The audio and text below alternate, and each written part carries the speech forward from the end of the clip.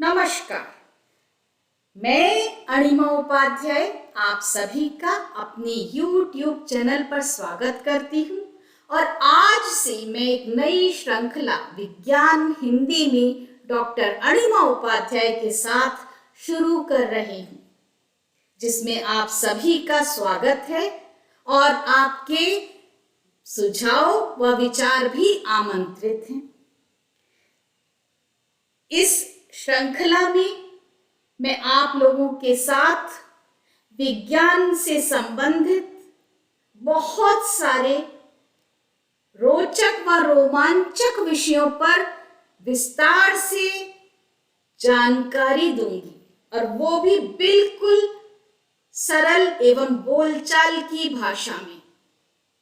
तो अगर अभी तक आपने मेरी चैनल को सब्सक्राइब नहीं किया है तो जरूर कर दें और इस वीडियो को भी ज्यादा से ज्यादा शेयर करें ताकि ज्यादा से ज्यादा लोग मेरे साथ जुड़ सकें और उन सभी रोमांचक और रोचक विषयों के ऊपर जानकारी प्राप्त कर सकें जो आने वाले वीडियोस में मैं आपको दूंगी। आज मैं आप लोगों के साथ विज्ञान क्या है उसके ऊपर प्रारंभिक चर्चा करूंगी, उसके लाभ और नुकसान बताऊंगी, विज्ञान का जन्म कैसे हुआ वो बताऊंगी। अगर आपको विज्ञान के ऊपर कोई निबंध लिखना हो तो ये वीडियो बहुत ही उपयोगी होगा आपके लिए उस सुलेख को लिखने के लिए, तो इसको अंत तक जरूर देखिएगा। बहुत रोचक है, इसे अपने दोस्तों में भी जरूर शेयर करिएगा। तो आइए शुरू करते हैं आज का वीडियो। विज्ञान किसे कहते हैं अथवा विज्ञान की परिभाषा दें। वो व्यवस्थित ज्ञान जो विचार, अवलोकन, अध्ययन और प्रयोग से प्राप्त होता है उसे विज्ञान कहते हैं। विज्ञान ज्ञान की वो शाखा है जो तथ्य व सिद्धांत के साथ साथ प्रयोग व परीक्षणों पर आधारित होती है। विचारों और परिकल्पनाओं को प्रयोग एवं परीक्षण यानी एक्सपेरिमेंट्स के माध्यम से स्थापित एवं सत्यापित करना ही विज्ञान कहलाता है। विज्ञान किसकी खोज करता है? विज्ञान सत्य की खोज करता है। इसकी प्रकृति सार्वभौमिक है। ये आत्मविश्वास के निर्माण में मदद करता है और समाधान तक पहुंचने के लिए एक उचित दृष्टिकोण प्रदान करता है। विज्ञान ज्ञान का विस्तार करने वाला निकाय है। विज्ञान की प्रमुख शाखाएं बताएं। विज्ञान की 5 प्रमुख शाखाएं हैं: रसायन, भौतिकी, गणित, जैविक व सामान्य विज्ञान। इनके अलावा खगोल, सामाजिक व भूविज्ञान को भी आधुनिक विज्ञान में सम्मिलित कर लिया गया है। आधुनिक विज्ञान का जनक कौन है? गैलीलियो को आधुनिक विज्ञान का जनक माना जाता है। विज्ञान की खोज कब हुई? विज्ञान की खोज 16वीं व 17वीं शताब्दी के मध्य हुई थी। भारत के प्रथम आधुनिक वैज्ञानिक कौन हैं? भारत के प्रथम आधुनिक वैज्ञानिक सर जगदीश चंद्र बोस को माना जाता है। दुनिया की प्रथम महिला वैज्ञानिक का नाम बताएं। मैरी क्यूरी दुनिया की प्रथम महिला वैज्ञानिक हैं जो वार्सो, पोलैंड में जन्मी थी। उन्होंने वैज्ञानिकों के लिए रेडियोधर्मी क्षय यानी रेडियो एक्टिविटी का अध्ययन करने का मार्ग प्रशस्त किया और रेडियम व पोलोनियम तत्वों की खोज की। विज्ञान के अंग क्या हैं व कैसे वह इन अंगों की मदद से हमें निष्कर्ष तक यानी कंक्लूजन तक पहुंचाता है। सिद्धांत, प्रयोग या परीक्षण और अवलोकन, यही विज्ञान के 3 महत्वपूर्ण अंग हैं। इन तीनों अंगों द्वारा निष्कर्ष तक पहुंचने में मदद मिलती है। ये सभी अंग प्रमाण व परीक्षणों पर आधारित होते हैं। भारत में विज्ञान की शुरुआत कब हुई? भारत में विज्ञान का उद्भव ईसा से 3000 वर्ष पूर्व हुआ माना जाता है। हड़प्पा तथा मोहनजोदड़ो की खुदाई से प्राप्त सिंधु घाटी के निवासियों के वैज्ञानिक दृष्टिकोण तथा उनके द्वारा प्रयुक्त वैज्ञानिक उपकरणों की प्राप्ति से उनके विज्ञान के प्रति रुझान के प्रमाण प्राप्त हुए हैं। विज्ञान का आधार क्या होता है? विज्ञान का आधार प्रमाण होता है, जो सिद्धांतों के प्रयोग करके उन्हें सत्यापित करने पर प्राप्त होता है। हर बार प्रयोग करने पर निष्कर्ष जब वही प्राप्त हो, तभी उसे प्रमाणित माना जाता है। इसका मतलब हर बार एक्सपेरिमेंट करने पर रिजल्ट वही जब आए, तभी उसे प्रमाणित माना जाता है। विज्ञान ने मनुष्य को क्या दिया है?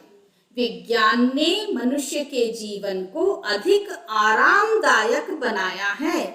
विज्ञान द्वारा किए गए नए नए आविष्कारों की मदद से तमाम रोगों से मुक्ति के साधन मिले, कृषि में तरक्की हुई, ऊर्जा के संश्लेषण व उपयोग के साधन प्राप्त हुए।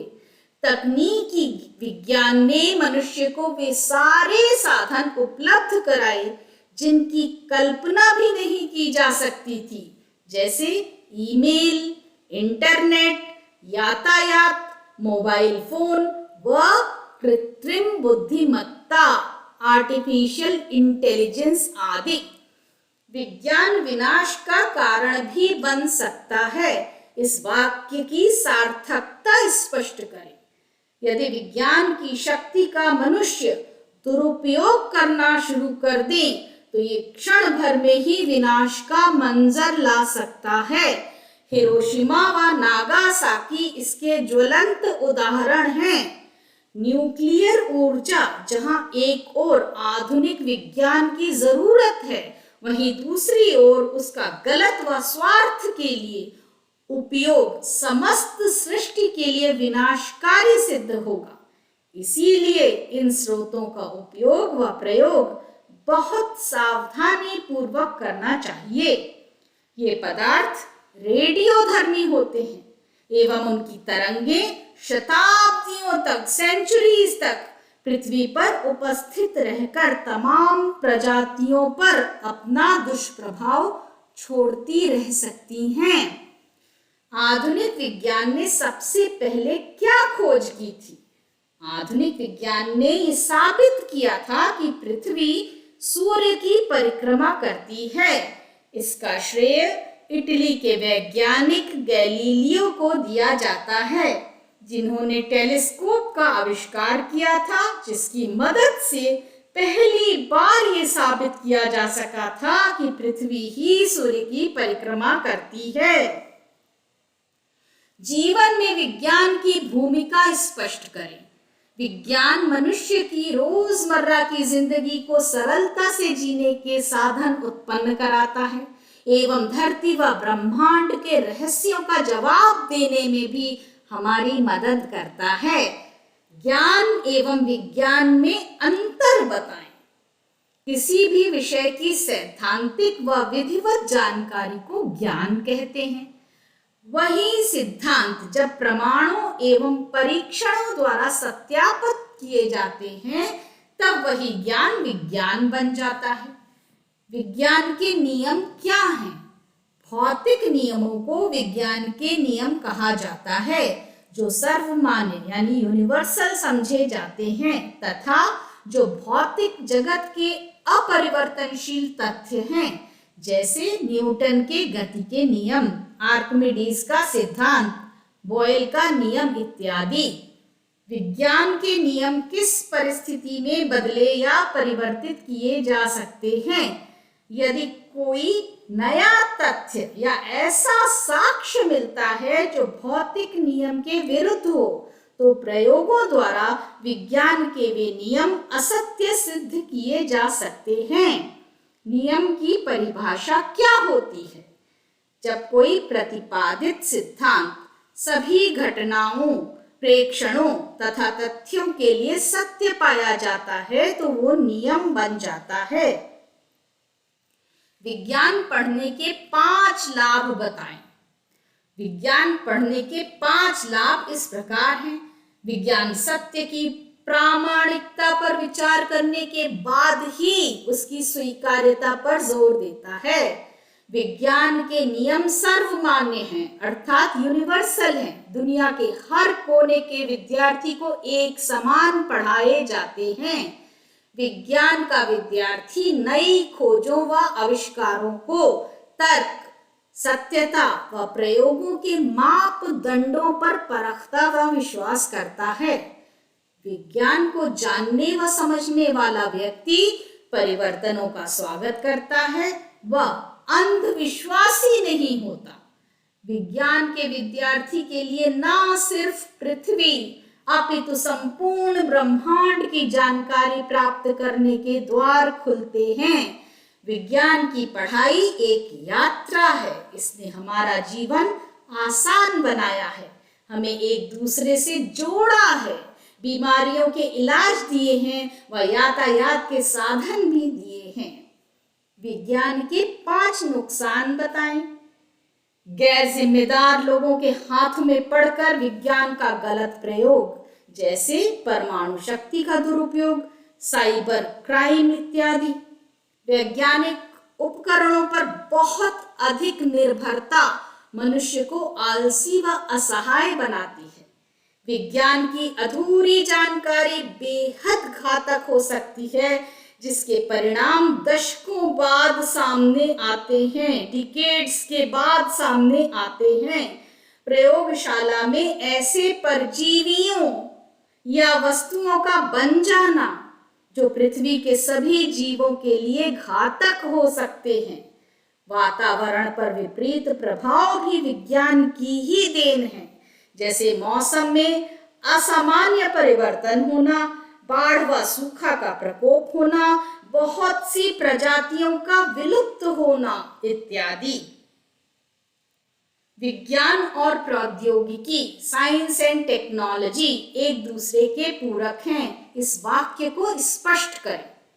विज्ञान के विकास से प्रौद्योगिकी का विकास होता है। सभी प्रौद्योगिकियां वैज्ञानिक सिद्धांतों पर आधारित होती हैं।